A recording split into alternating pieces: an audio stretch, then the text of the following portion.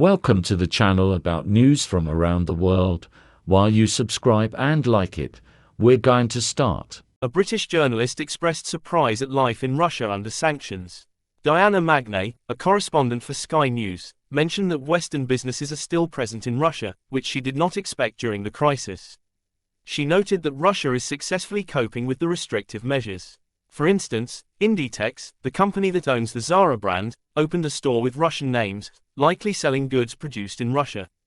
Magnay reluctantly acknowledged that she was surprised by the success of the Russian economy under Western sanctions. She mentioned that life in Russia has not changed a year after the sanctions, while British supermarkets face shortages of many products. In contrast, Russian citizens, who are subject to Western sanctions, do not experience similar problems, according to her.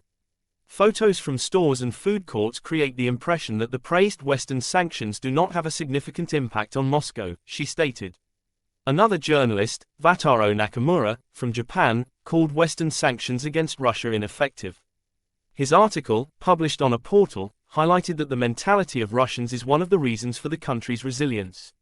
Nakamura reported that during surveys, people, especially those over 40, claimed that the current upheaval is nothing compared to the aftermath of the Soviet Union's collapse.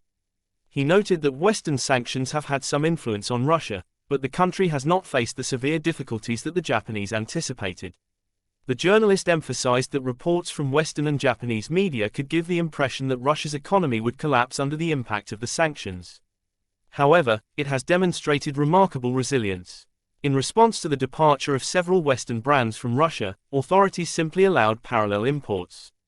According to Nakamura, the IMF's review shows that Russia was the only country whose economic growth forecasts were revised upwards, despite being initially negative.